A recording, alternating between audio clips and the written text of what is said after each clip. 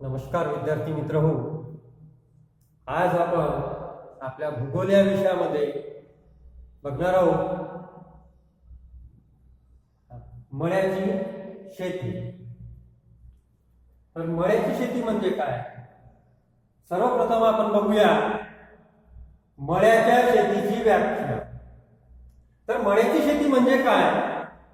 तर उष्णकटिबंधातील डोंगराळ पर्वतीय प्रदेशात मोठमोठ्या संपदेच्या स्वरूपात काही पेय पिके तसेच कच्चा माल पिकवणाऱ्या शेतीस मळ्याची शेती असे म्हणतात.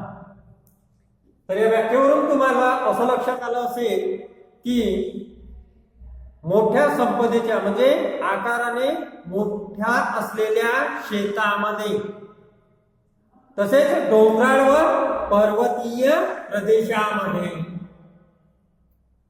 जे काही पेय पिके किंवा कच्चा माल पिकविला जातो त्यास मळ्याची शेती असे म्हणतात. नंतर बघूया मळ्याच्या शेतीची वैशिष्ट्ये. पहिलं वैशिष्ट्य आहे शेताचा मोठा आकार. जसं आपल्याला आधीच व्याख्येमध्ये सांगितलं की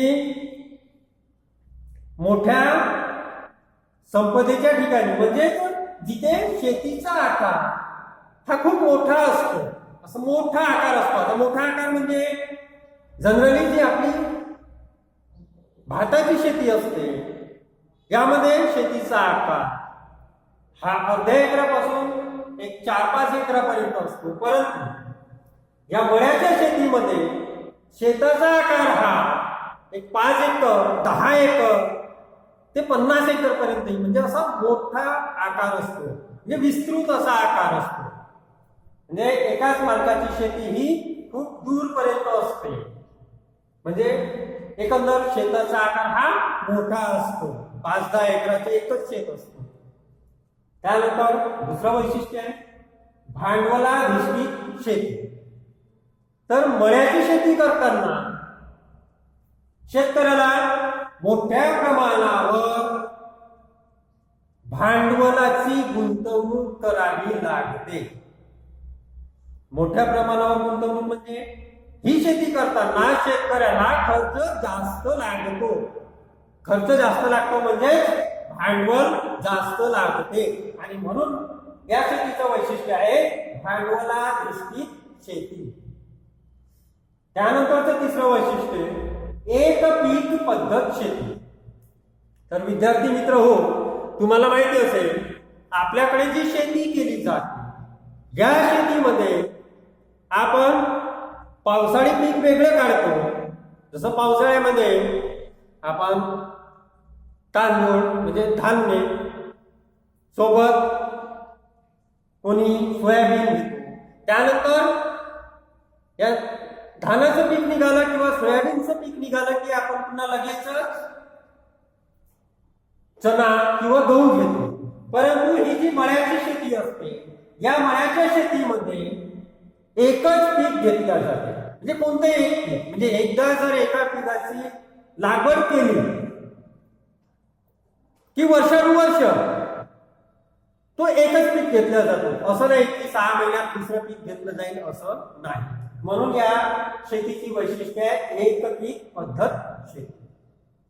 या शेतीमध्ये एकाच प्रकारचं पीक घेतलं जाते. जसं आपण एक उदाहरण आणलं की चहा किंवा काफी. एका शेतामध्ये चहाची किंवा काफीची लागवड केली की काही वर्षापर्यंत त्या शेतामधून फक्त चहा किंवा काफीच पिकविल्या जाते.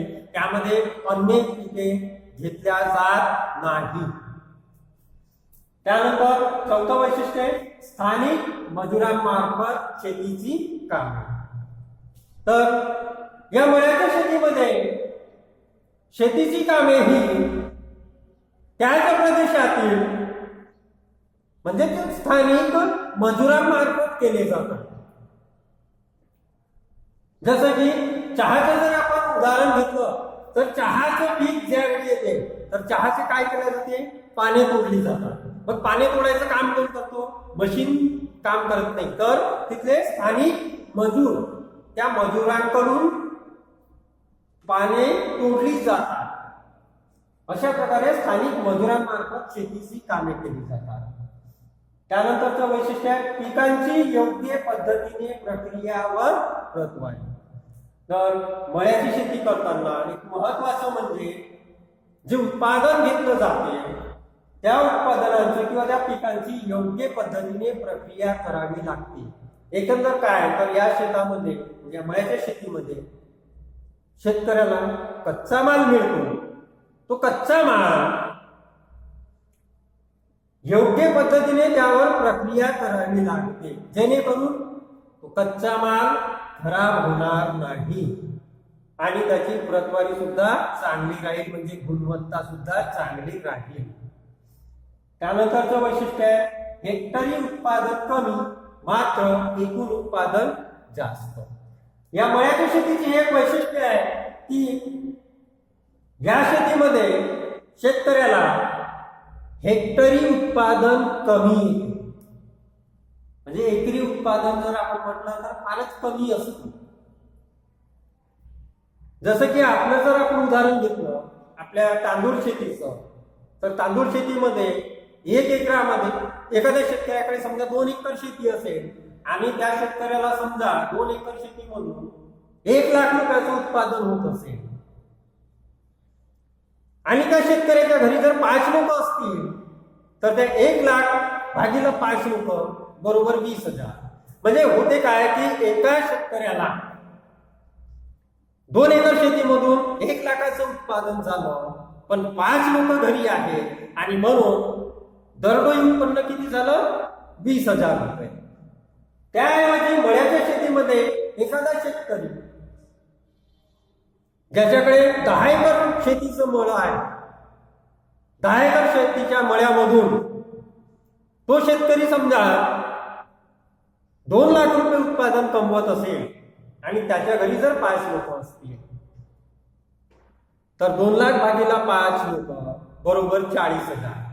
तर अशा प्रकारे त्या शेतकऱ्याला दरडोई उत्पादन 40,000 रुपये मिळतं. म्हणजे या मळ्याच्या शेतीमध्ये हेक्टरी उत्पादन किंवा एकरी उत्पादन हे कमी असते, परंतु दरडोई उत्पादन मात्र जास्त असते. म्हणजे प्रति व्यक्ती उत्पादन जास्त असते. त्यानंतरचं शेवटचं वैशिष्ट्य आहे लागवडीनंतर 10 ते 15 वर्ष उत्पादन. मळ्याच्या शेतीचं हे महत्वाचं वैशिष्ट्य आहे की एकदा शेतीमध्ये एखाद्या पिकाची लागवड केली की त्यानंतर त्या शेतीमधून कंटिन्यू 10 ते 15 वर्ष पर्यंत उत्पादन घेतल्या जाते. जसे की चहा किंवा कॉफीचं उदाहरण घेतलं, एकदा जर का चहा किंवा कॉफीचे झाड लावले की त्या झाडांपासून कंटिन्यू 10 ते 15 वर्षापर्यंत त्या शेतकऱ्याला उत्पादन मिळत राहते. म्हणून हे मळ्याच्या शेतीचे एक महत्वाचं वैशिष्ट्य आहे की लागवडीनंतर 10 ते 15 वर्ष उत्पादन. त्यानंतर बघूया मळ्याच्या शेतीमध्ये घेतली जाणारी पिके कोणती कोणती पिके घेतात. त्यामध्ये पहिला आहे चहा. सगळ्यांना माहिती आहे चहा, सगळ्यांच्या घरी चहा बनतो. तर चहा म्हणजे बनलेला चहा काय नाही. चहा कशापासून बनतो, चहा पत्तीपासून. आणि चहाची पत्ती कशापासून बनते, चहाच्या झाडांची पाने तोडली जातात आणि त्या पानांवर प्रक्रिया करून त्यापासून चहा पत्ती बनविल्या जाते, ते म्हणजे चहा. सेम तसंच कॉफी पण, कॉफीची पण मोठी मोठी झाडे असतात, त्या झाडांपासून कॉफीचं उत्पादन घेतल्या जाते. त्यानंतर रबर. रबर जेव्हा आपण यूज करतो, रबराचं झाड बघितलंय की नाही बघितलंय, आपल्याच कॉलेजच्या प्रिमायसेस मध्ये म्हणजे ग्राउंडला, आपल्या कॉलेजच्या ग्राउंडच्या बाजूला एक तिथे रबरचं झाड आहे. बघायचं असेल तर ब्रेक मध्ये तुम्ही जाऊन बघून घ्या. रबरचं झाड, त्यापासून रबराचं उत्पादन घेतल्या जाते. त्यानंतर कोको किंवा आणखी आपल्या भारतामध्ये कोकण भागात गेलो आपण तर नारळाचं उत्पादन घेतल्या जाते. ते सुद्धा मळ्याच्या शेतीचंच एक प्रकार आहे. त्यानंतर बघूया आपण वितरण, म्हणजे मळ्याची शेती ही जगामध्ये कोणत्या कोणत्या ठिकाणी केली जाते. तर मळ्याची शेती ही Malaysia, Bharat, Sri Lanka, Brazil, Caribbean बेटे, थायलंड, इंडोनेशिया, व्हिएतनाम, फिलिपाईन्स या प्रदेशामध्ये मोठ्या प्रमाणावर मळ्याची शेती केली जाते. त्यामध्ये भारत, श्रीलंका, तर भारत आणि श्रीलंका या देशामध्ये मोठ्या प्रमाणावर चहा, कॉफीचं उत्पादन घेतल्या जाते. त्यानंतर भारत आणि थायलंड मध्ये मोठ्या प्रमाणावर रबरचं उत्पादन घेतल्या जाते. तर अशा प्रकारे विद्यार्थी मित्र हो, आज आपण बघितलेलं आहे मळ्याची शेती. समजलं असेलच. भेटूया आपण पुढील व्हिडिओमध्ये. ओके, धन्यवाद.